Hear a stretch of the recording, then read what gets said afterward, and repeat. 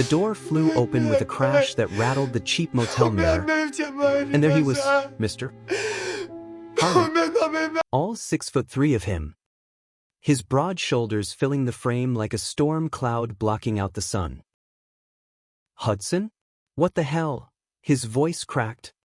Not with anger, but something deeper. Like the first fissure in a dam holding back a flood.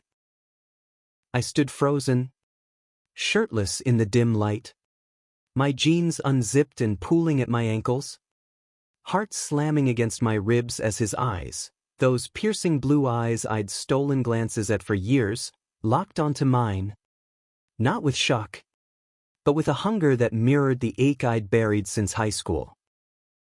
It was supposed to be just another weekend escape from the grind of our dead-end college town in upstate New York.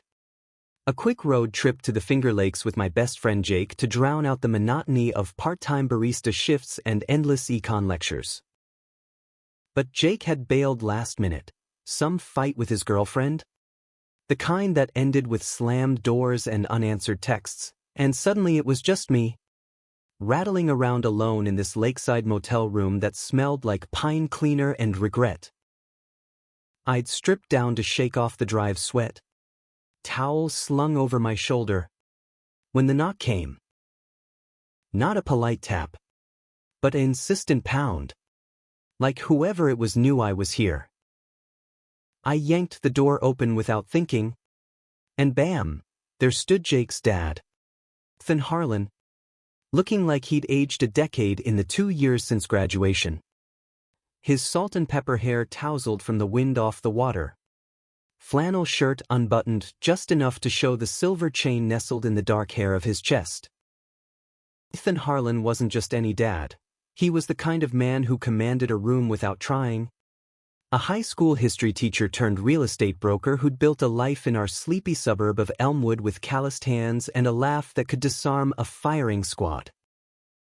I'd known him since I was 15, crashing at Jake's house after football games, nursing crushes I chalked up to teenage confusion. He was married then, still was, technically, to Mrs. Harlan, the PTA queen with her perfect bob and passive-aggressive bake sales. But lately, whispers in town said things were fraying, late nights at the office, her book club turning into wine-fueled gripe sessions about midlife drift. I never pried. Jake was my brother in all but blood, and Ethan's presence was just background noise. Until now. Hudson, he repeated, stepping inside before I could protest, the door clicking shut behind him like a guilty secret. His gaze dropped, taking in my half-naked state, and for a split second, the air thickened, charged with something electric and wrong. I scrambled to pull up my jeans, fumbling with the zipper, my face burning hotter than the July sun outside. Sorry. Jake said you were heading up alone. I was in the area, closing a deal on a cabin nearby. Thought I'd check in, make sure you weren't. I don't know. Drowning in the lake or something stupid. His voice was gruff, that familiar baritone laced with concern. But his eyes lingered a beat too long on the curve of my collarbone, the way my chest rose and fell. I laughed it off, awkward and forced, grabbing my shirt from the bed and shrugging it on. Yeah. Jake ditched. Girl trouble. I'm flying solo, Mr. Ush. The nickname slipped out, a relic from high school sleepovers, and it hung there, intimate in the stuffy room. He winced at it, always had, ever since I turned 18 and he started correcting me to Ethan. But tonight, he let it slide, sinking onto the edge of the sagging queen bed like the weight of the world had finally pinned him down. We talked then, halting at first, about nothing and everything. The lake's glassy calm outside the window, The way Elmwood's economy was tanking with the mill closing. How Jake was spreading himself too thin with that psych major and his endless partying. Ethan nursed a beer from the mini fridge. My beer. Technically, and I joined him. The cold fizz cutting through the tension. 2 hours blurred by. Stories tumbling out like they'd been dammed up for years. He confessed the real estate gig was killing him.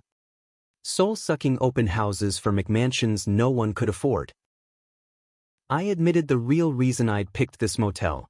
To escape the gnawing void of not knowing who I was anymore. Post coming out to a family that nodded politely but changed the subject at Thanksgiving. You ever feel like you're just performing? He asked suddenly, staring at the label peeling off his bottle. His profile was sharp against the lamp's glow. Jaw set like he was chewing on glass. Like every smile, every kisser is just another mask. I swallowed hard. The words hitting too close. All the time. Especially around people who think they know you. Our eyes met. And there it was again, that pull. Magnetic and terrifying. Like gravity shifting underfoot. By midnight, the beers had multiplied. And the conversation veered into dangerous territory. He talked about his marriage. Not bitterly, but with a quiet devastation that cracked my chest open. 25 years. And it's like we're roommates sharing a mortgage. She wants kids, grandkids. Now and I don't know what I want anymore. His hand brushed mine on the bedspread. Accidental at first. The nut. I froze. Pulse thundering. As his thumb traced a slow circle on my knuckle. Hudson. You're not like the others. You've got this fire. Jake's lucky to have you. The room spun. Or maybe that was the alcohol. But when he leaned in, closing the gap, I didn't pull away. His lips were rough, tasting of hops and salt, and for a heartbeat, it was everything I'd imagined in stolen fantasies, strong arms pulling me close, the scratch of his stubble igniting my skin. We tumbled back onto the bed, clothes shedding like inhibitions, his hands mapping my body with a reverence that bordered on worship. It was frantic, then tender, his whispers hot against my neck. God, I wanted this. Thought I was going crazy. I arched into him, lost in the storm of it, the wrongness only fueling the blaze. Dawn crept in like a thief, gray light seeping through the curtains, and reality crashed down harder than the door the night before. Ethan bolted upright, cursing under his breath as he yanked on his jeans, face paling at the sight of us tangled in the sheets. This shit. Hudson. This can't. He trailed off, raking a hand through his hair, eyes wild with regret. I sat up, sheets clutched to my chest, the afterglow souring into nausea. It was a mistake. Jake can never know. My marriage, everything.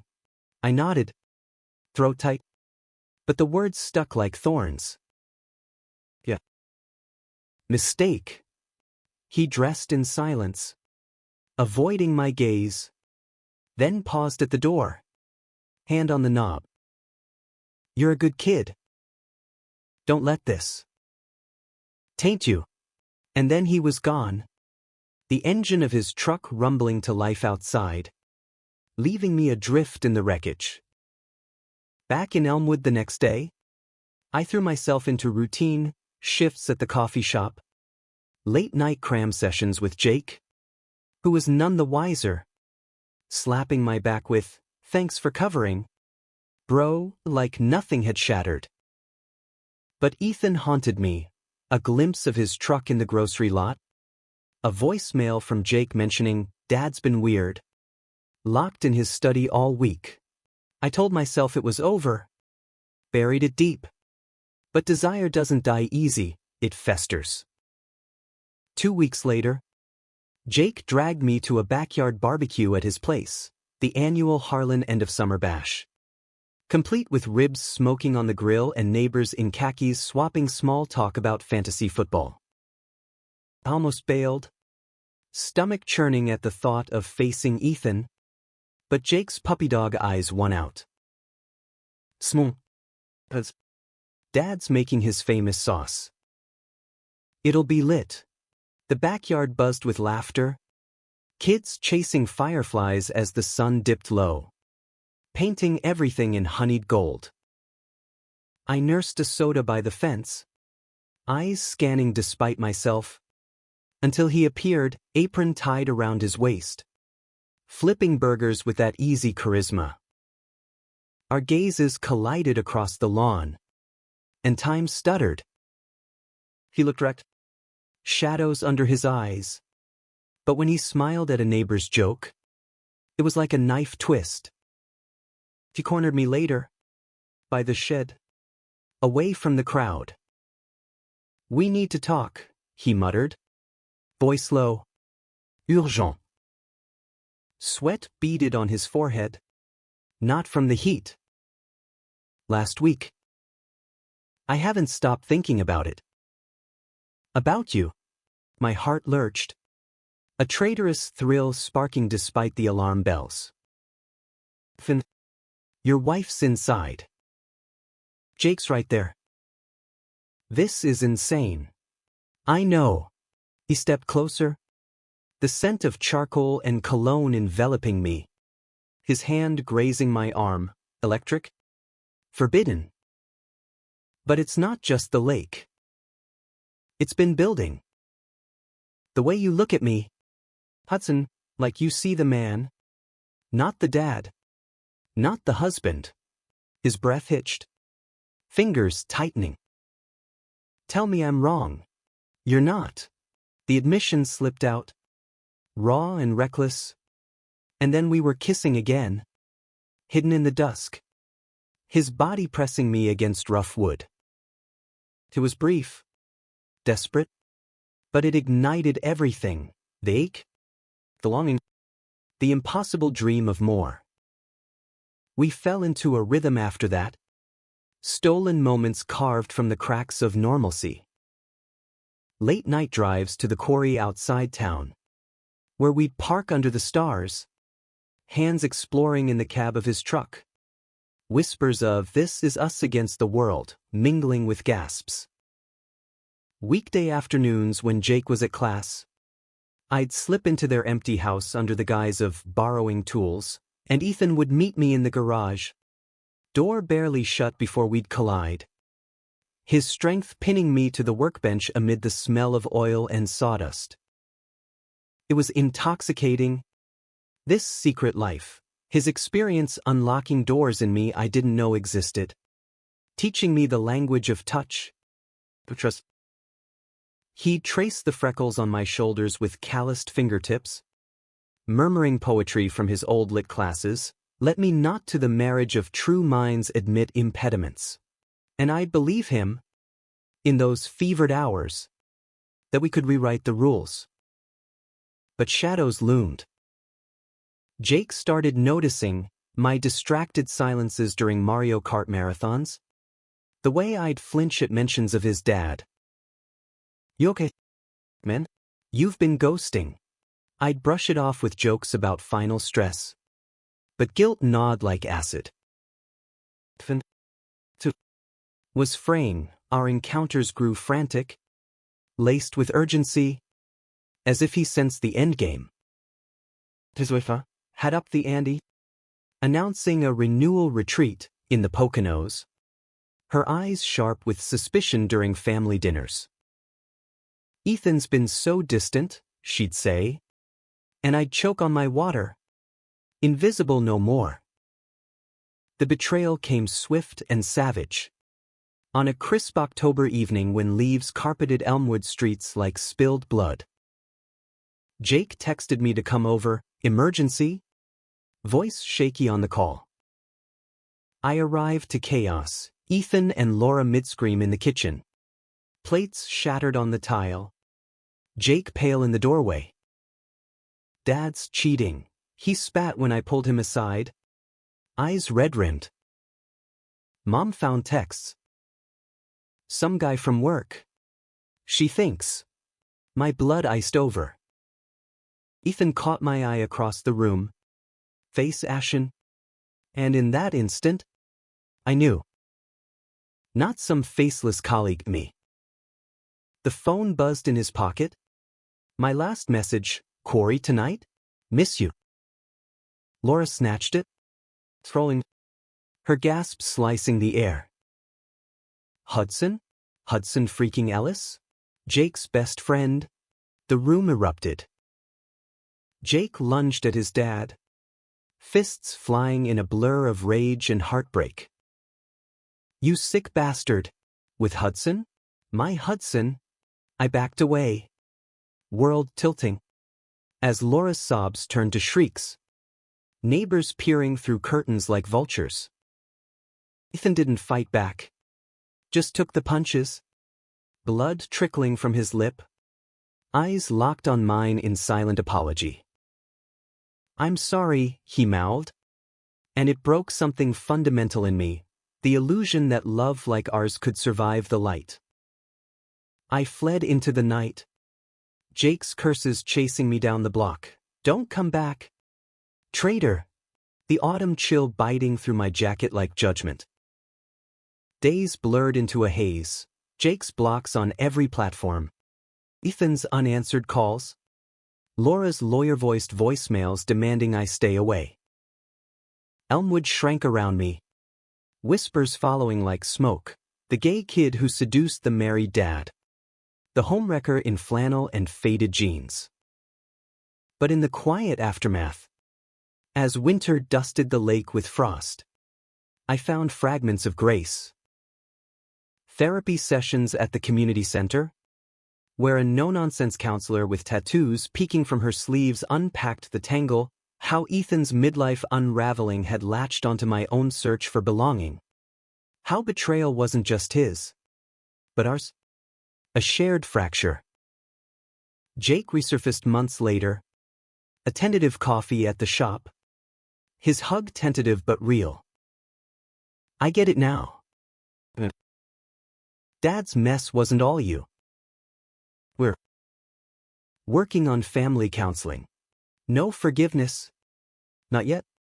But a bridge. Rickety and raw. Ethan? He moved out. The house sold in a flurry of realtor signs. Starting over in a cabin upstate, Ronick? The one he'd closed that weekend by the lake. We crossed paths once. At a dive bar in Syracuse during my job interview for a graphic design gig in the city. He looked older. Lighter somehow. Nursing a whiskey neat. Hudson, he said. Steady. You were the spark I needed to burn it all down and rebuild. Thank you, for the truth. Even when it hurt. I nodded. Throat tight. The old pull there but tempered. Like embers under ash. And you showed me love isn't always tidy. It's messy. Human. That's enough. We parted with a handshake. His grip lingering just a second. A quiet benediction. 2 years on. New York City's pulse matches my own. Hudson Ellis. 24. Freelance illustrator with a loft in Brooklyn and a boyfriend named Theo. A barista with a laugh like summer rain and no skeletons in his closet. Jake visits sometimes. Crashing on my couch. Our friendship scarred but mended. Like kintsugi gold veining cracks. And Ethan? He sends postcards from his new life, teaching history at a community college. Dating a woodworker named Mark. Words sparse but warm. Proud of you. Keep shining. It turns out, isn't possession or perfection, it's the courage to walk through fire and emerge. not unscathed, but whole. In the city that never sleeps, I finally rest easy, knowing the unexpected isn't always a curse. Sometimes, it's the map home. The city lights blurred into streaks of neon as Theo's hand intertwined with mine on the subway ride back from our first real date. Not some dive bar hookup, but dinner at that Italian spot in the village with candlelight and Chianti that didn't taste like regret. Theo was easy, uncomplicated, 25. With curly black hair that begged to be tousled and eyes the color of aged whiskey, warm without the burn. We'd met at a queer art crawl in Bushwick, my illustrations catching his eye amid the throng of rainbow flags and craft IPAs. These lines, he'd said, tracing the edge of my sketchbook page depicting two figures entangled in shadow. They feel like they've got stories trapped inside. Flirtation turned to numbers exchanged, then texts that escalated from emojis to voice notes laced with that soft Jersey lilt. But as the train rattled toward Brooklyn, a ghost flickered in my periphery, Ethan's voice. Gravelly and low, echoing from that motel room, "You're not like the others." I squeezed Theo's fingers tighter, grounding myself in the now. But the past had a way of seeping in, ink bleeding on wet paper. Life in the city was a whirlwind of gigs and growth. My freelance work picked up after a viral Instagram post of a series on queer echoes, abstract portraits of men in moments of quiet revelation. Inspired by everything that came before. Jake crashed my opening at a tiny gallery in Chelsea, awkward in his button-down, nursing a seltzer while eyeing the crowd of hipsters and collectors. "These are you?" "Huh," he said, nodding at a piece where a figure stood half-shadowed, hand outstretched toward an unseen lover. The light and the dark. "Yeah," I admitted, clinking my plastic cup against his. Took a lot of therapy to get here. We'd rebuilt slowly, texts turning to calls, then visits where we'd hike the Palisades like old times, avoiding Elmwood's minefield.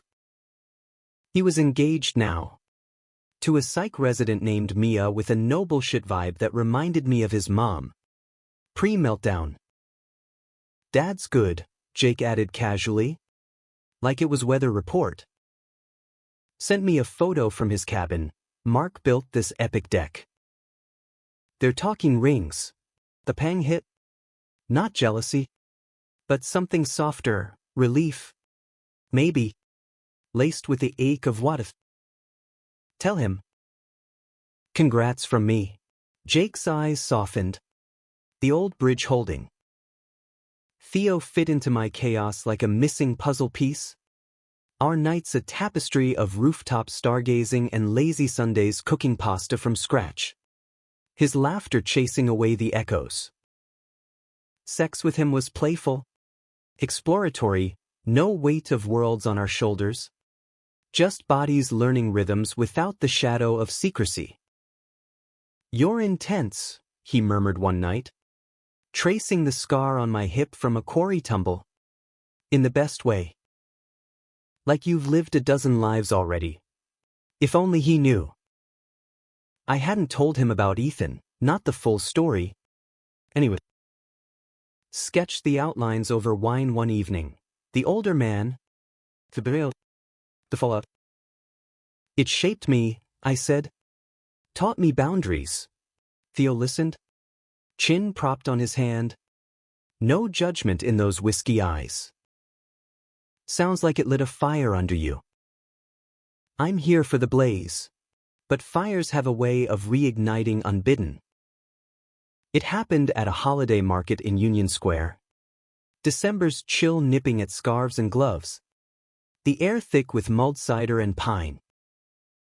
I was browsing vintage ornaments with Theo, his arms slung casual around my waist, when a familiar laugh cut through the din, deep, resonant, like thunder rolling distant. My stomach dropped. by a stall of hand-carved wooden Santas. Sithin, bundled in a wool coat, cheeks ruddy from the cold.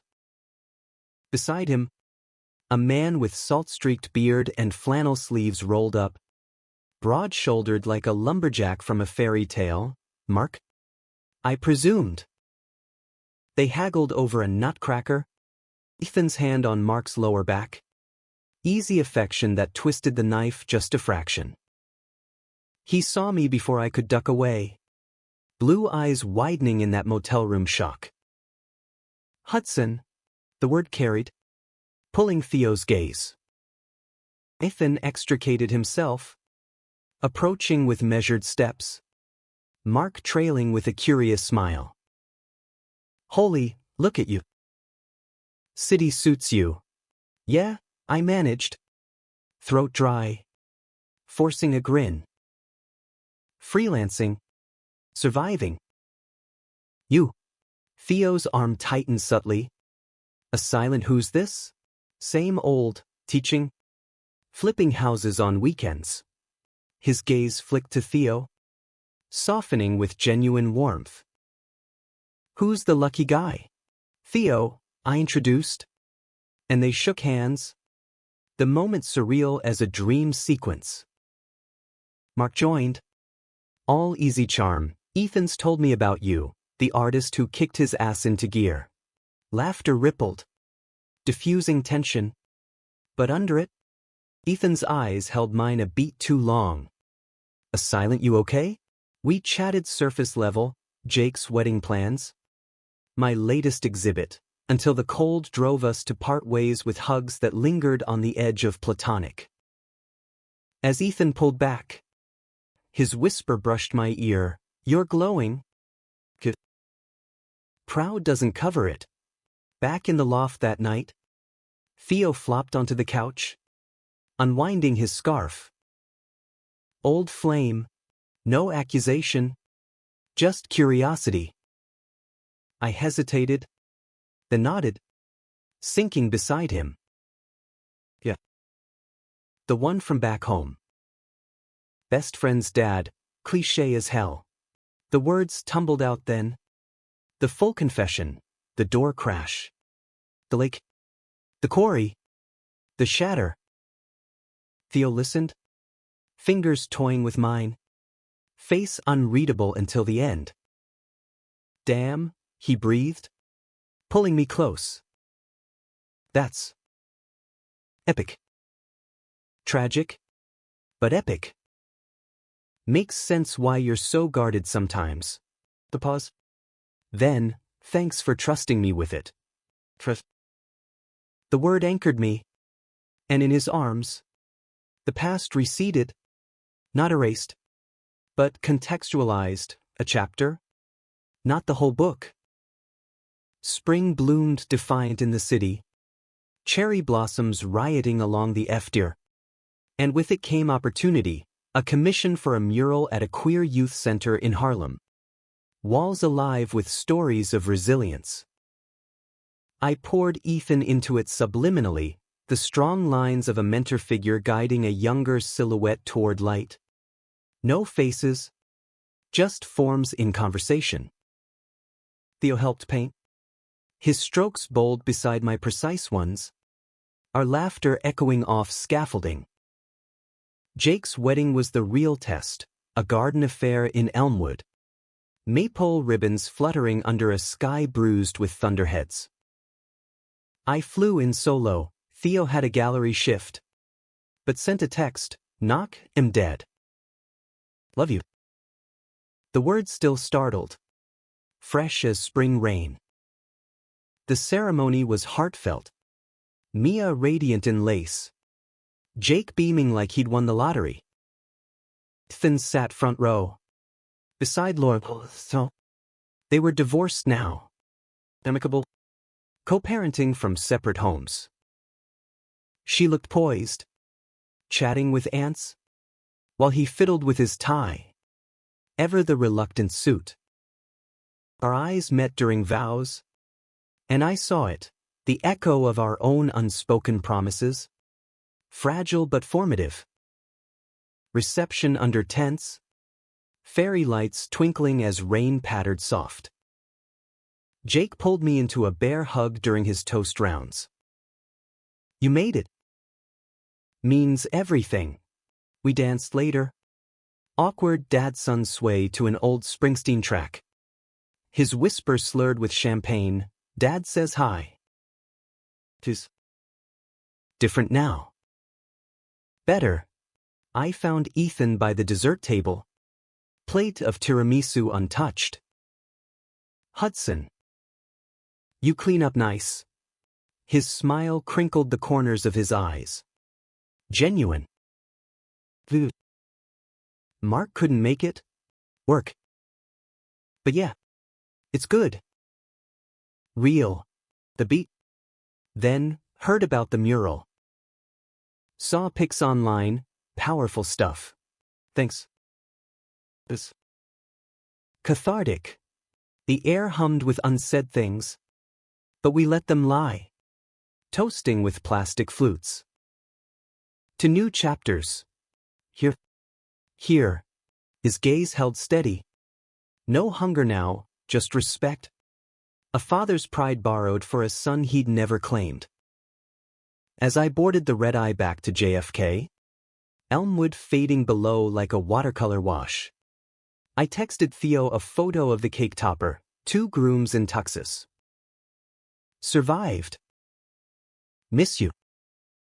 His reply pinged instant, knew you would.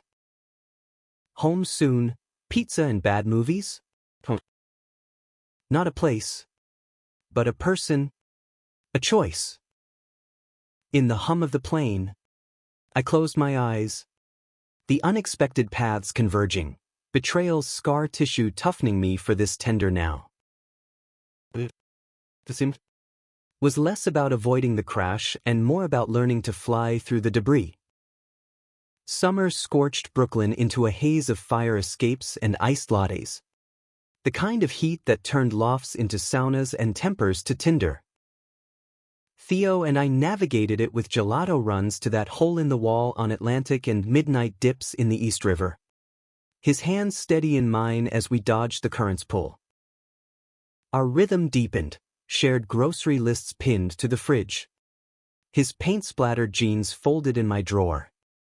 Quiet mornings where I'd sketch while he read aloud from dog-eared Vonnegut paperbacks.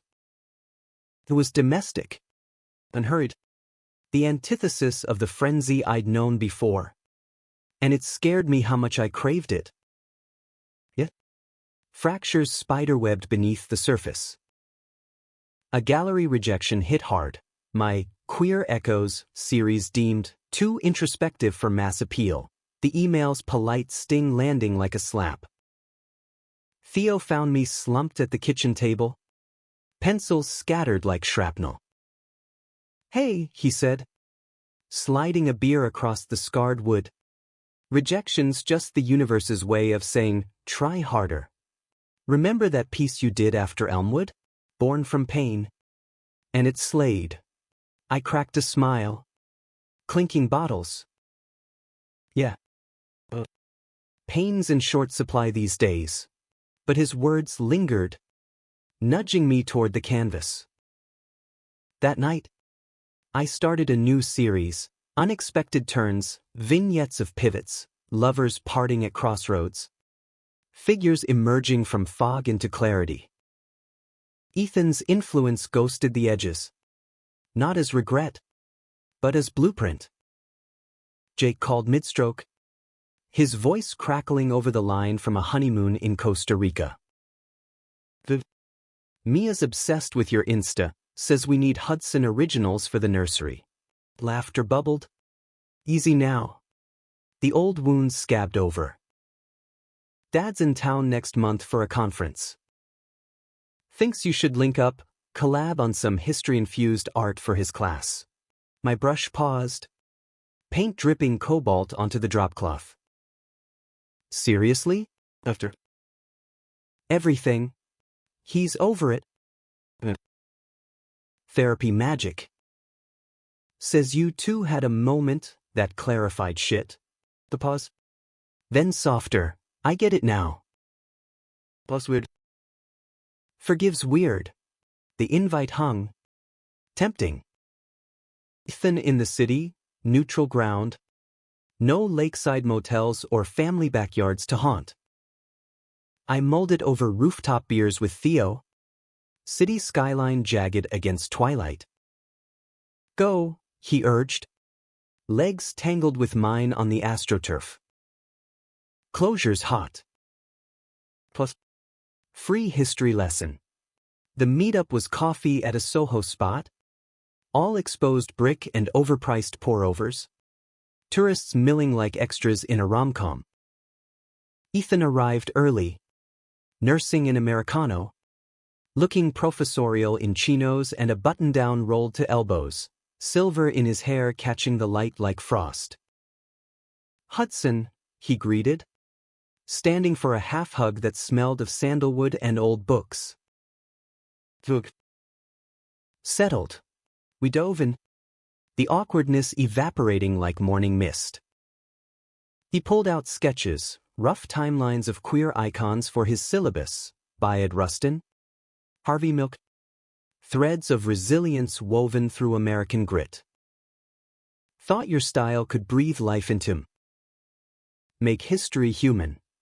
I flipped through. Ideas sparking. Hell yeah. Imagine Rustin not as a footnote, but mid-March. Eyes fierce. Hand linked with an unseen ally. Hours flew. Markers and napkins turning into blueprints. Laughter punctuating debates over shading and symbolism. It felt restorative, like mending a torn page. You know, he said as we packed up. Sun slanting golden through windows. I owe you more than thanks.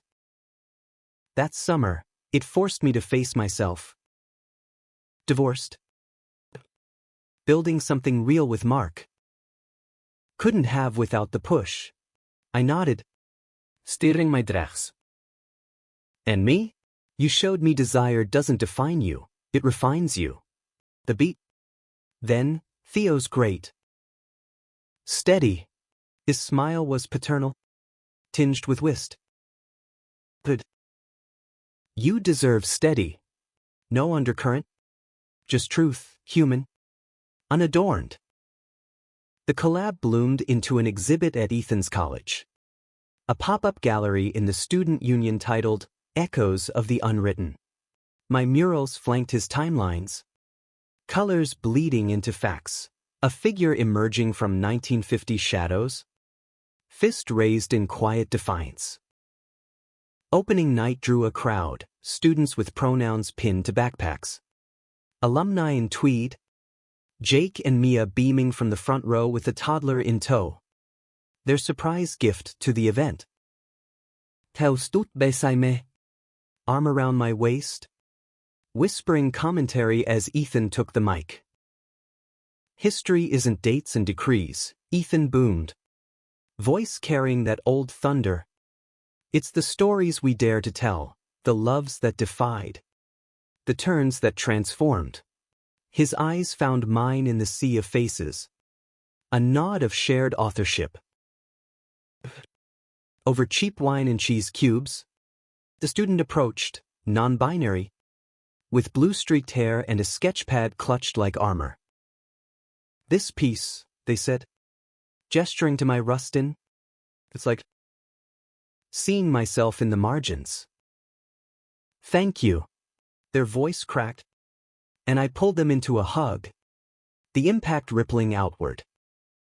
Theo caught me later, by the fire exit. Smoke break for the non-smokers. You're a force.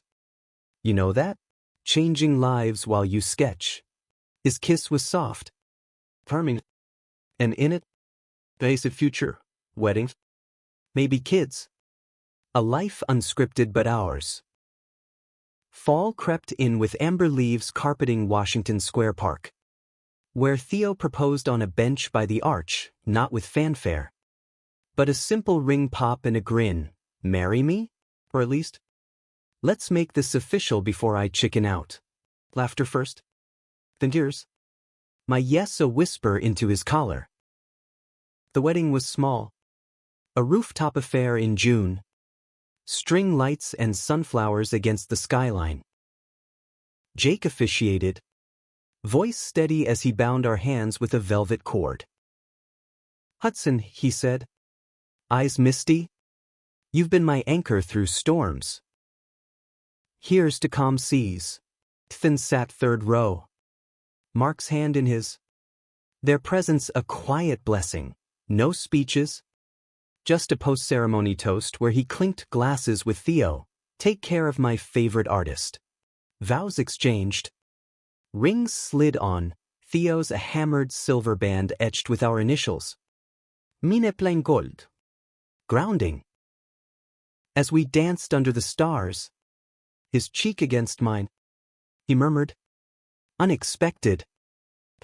From barista to husband." "Best kind," I replied, spinning him slow. Years layered on like varnish. A brownstone in Bed-Stuy we bought with mural commissions and Theo's bakery venture. A kid named Riley adopted at 3. All wild curls and questions that kept us up nights. Jake's family grew too, 2 more Rugrats.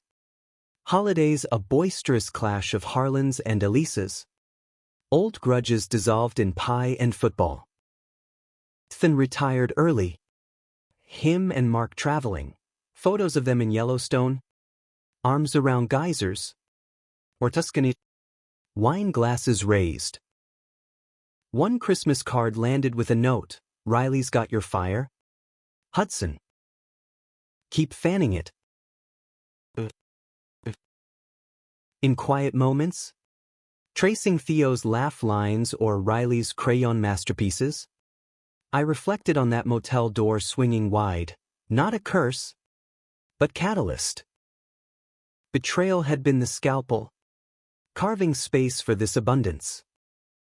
Human. Enduring. And in the end, that's the story worth telling, not the crash, but the rise from the rubble, hand in hand, toward whatever unexpected dawn awaits. Riley's first school play was a riot of construction paper chaos, a retelling of the American Revolution with pint-sized patriots in tri-corner hats and felt redcoats. The gym echoing with off-key Yankee Doodle and parents' muffled snickers. Theo and I squeezed into folding chairs at the back. Our 8-year-old front and center as a plucky Minuteman, waving a foam musket with theatrical gusto. "Toms. Brethren," Riley bellowed, voice cracking on the high note, and we dissolved into quiet applause. Theo's head on my shoulder, whispering, "Kids got lungs." Over juice boxes and store-bought cookies in the multipurpose room, Ethan cornered us by the craft table, Mark trailing with a plate of glitter-dusted treats. He'd flown in for the weekend, now a snowbird splitting time between Ithaca and Florida, chasing warmth and whatever seminar struck his fancy. "Reminds me of you at that age, Huds," he said, nodding at Riley's exuberant reenactment for grandparents. "All fire and no filter," I chuckled, accepting a lopsided paper crown from the kid. "Yeah. Blame the jeans, Theo's the dramatic one." A sidelong glance at my husband, who was currently hamming it up as a lobsterback for Riley's amusement. "Red marker mustache askew." Ethan's eyes crinkled. That familiar warmth. "Marriage suits you. Both of you." The pause. Then quieter, "Mark and I. We're thinking adoption too." "Late bloomers? But hell, life's too short." Mark nodded, arms slung easy around Ethan's waist. "Your story's inspired." "That exhibit?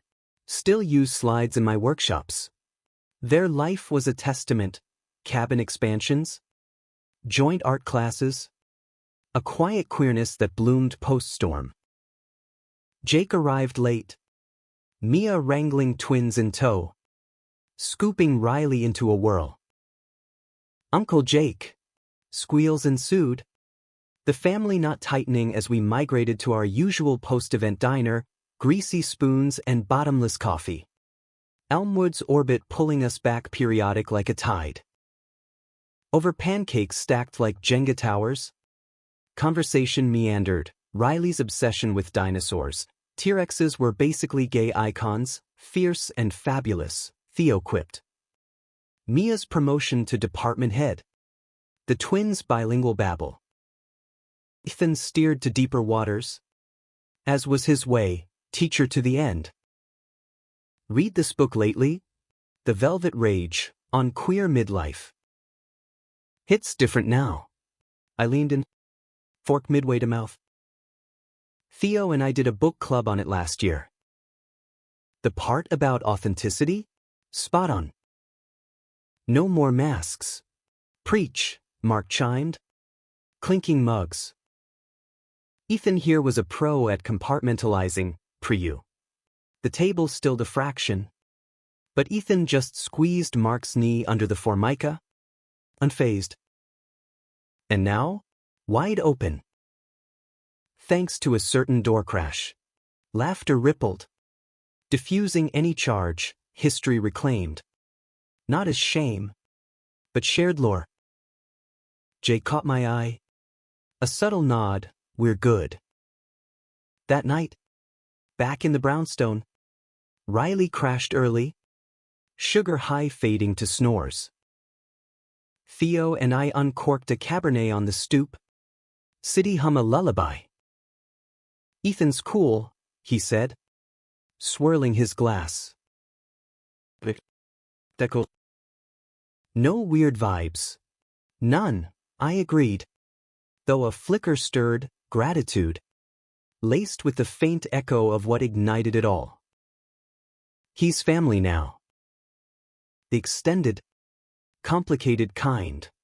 Theo's grin turned sly. Speaking of, Riley asked about your old friend, today.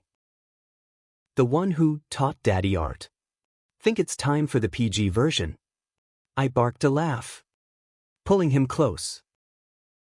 Maybe. Once upon a time, a boy met a man who showed him the world could bend.